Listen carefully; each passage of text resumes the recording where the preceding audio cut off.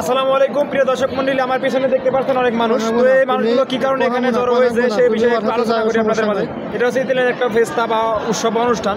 তো এটা কি অনুষ্ঠান আসলে ব্যক্তিগত আমি জানি না, তো আমি ফার্স্ট আপনাদের দেখানোর চেষ্টা করি যে আসলে এটা কি উৎসব বা কীরকমভাবে তারা উৎসবগুলো পালন করে। তো চলুন আপনাদের মূল ভিডিওতে নিয়ে যাই এবং দেখাই আপনাদের তারা কীরকম উৎসবগুলো পালন করতেছে।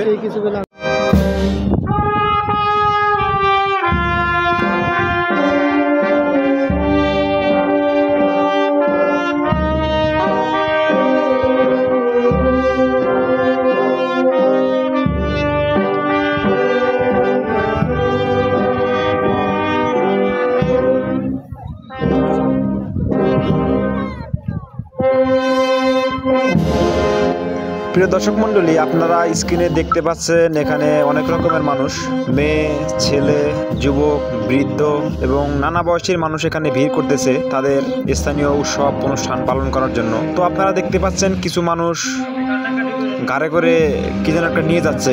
আমি হয়তোবা প্রথমে দেখে ভেবেছিলাম যে আমাদের দেশের মতো হয়তোবা মানুষ মৃত্যুবরণ করেছে কিনা বা ঘাড়ে করে সেজন্য হয়তোবা তাদেরকে নিয়ে যাচ্ছে মৃত্যু লাশ। তো এটা আসলে আমাদের ভুল ধারণা ছিল। তো উপরে যে জিনিসটা এখানে লক্ষ্য করা যাইতেছে সেটা হচ্ছে যীশু খ্রিস্টের, তাদের ধারণা অনুযায়ী যীশু খ্রিস্টের যে শুলে চড়ে মৃত্যুবরণ করেছে তার একটা প্রতীকী ছবি সেখানে আছে মূর্তির মতো লাগানো।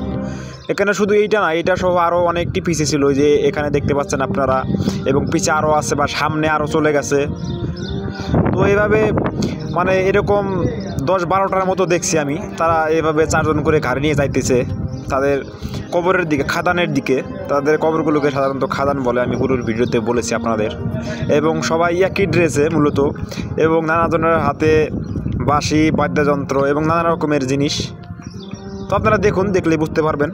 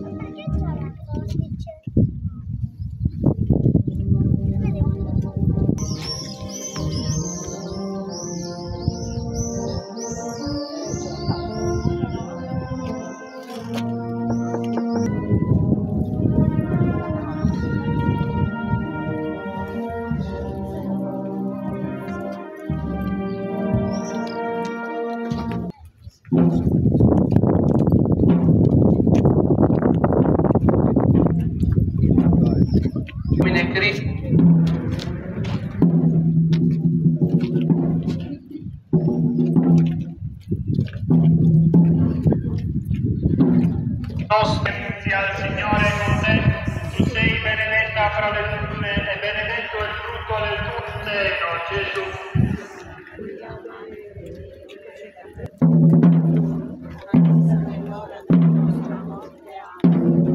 Padre, al Figlio e al Spirito Santo.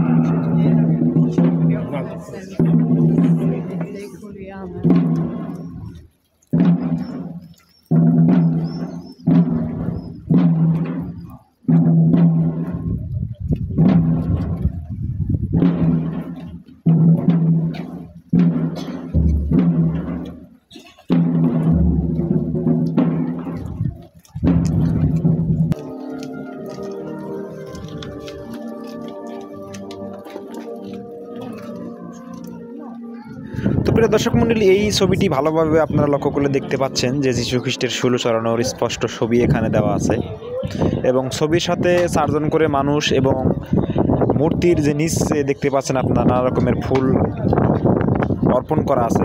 মূলত এগুলো নিয়ে যাওয়া হচ্ছে তাদের স্থানীয় কবরস্থানে। তো প্রিয় দর্শক মণ্ডলী, আজকের ভিডিওটি ছিল এই পর্যন্তই। আপনাদের দেখানোর চেষ্টা করলাম তাদের অনুষ্ঠানগুলো কীরকম হয়। ধন্যবাদ, সবাই ভালো থাকবেন।